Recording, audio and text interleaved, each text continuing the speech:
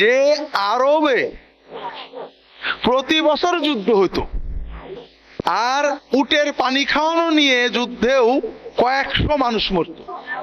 উটের পানি খাওয়াতে গেছে, আরেকজন উট আগে নিয়ে আইছে, রাগারাগি হয়েছে, একজনের উট একজন মেরে দিয়েছে, যুদ্ধ হয়েছে, বছরের পর বছর যুদ্ধ চলেছে, হাজার হাজার মানুষ মরে ভূত হয়ে গেছে। যে আরব দেশে প্রতি বছর যুদ্ধ হইতো, প্রতি যুদ্ধে শত শত হাজার মানুষ মরত, সেই আরব দেশে রাসূলুল্লাহ সাল্লাল্লাহু আলাইহি ওয়াসাল্লাম সব যুদ্ধ বন্ধ করে দিলেন। মাত্র 10 বছরের কয়েকটা যুদ্ধের মাধ্যমে সব যুদ্ধ বন্ধ করলেন। আর রাসূলুল্লাহ সাল্লাল্লাহু আলাইহি ওয়াসাল্লামের 10 বছরের যুদ্ধে, 10 বছরের যুদ্ধে মাত্র 1000 বা তারও কম মানুষ মারা গিয়েছে। কথা বুঝতে পারছেন? কাফের মুশরিক মিলে, মুসলমান মিলে যত মানুষ মারা গেছে রাসূলুল্লাহ সাল্লাল্লাহু আলাইহি ওয়াসাল্লাম যুদ্ধে, শত পারিয়ে হাজারে যায় না।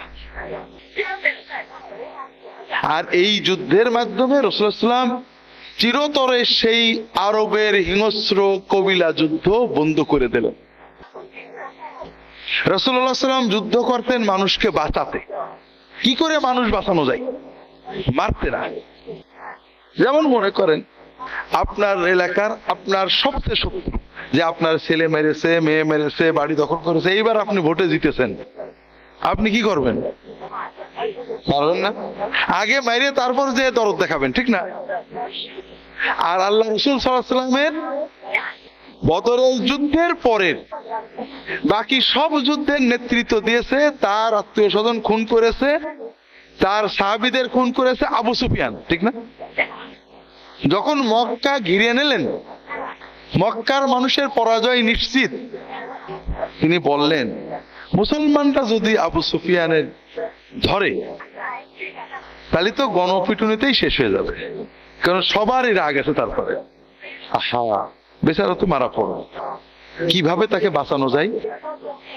তার চাচা আব্বাসকে পাঠালেন। কাকে? আব্বাস, নবীজি সাল্লাল্লাহু আলাইহি ওয়াসাল্লামের চাচা, সাহাবীরা সবাই চেনে তাকে, নবীর চাচা।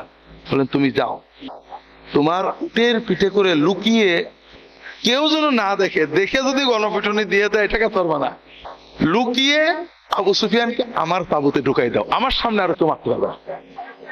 কথা বোঝেননি? তাহলে উনি কি মানুষের বাঁচানোর জন্য আসছিলেন না মারার জন্য? বাঁচানোর জন্য। আবু সুফিয়ানের মতো মহাশত্রুকেও কৌশলে নিজের তাঁবুতে নিয়ে গেছেন যেন কেউ তাকে মারতে না পারে।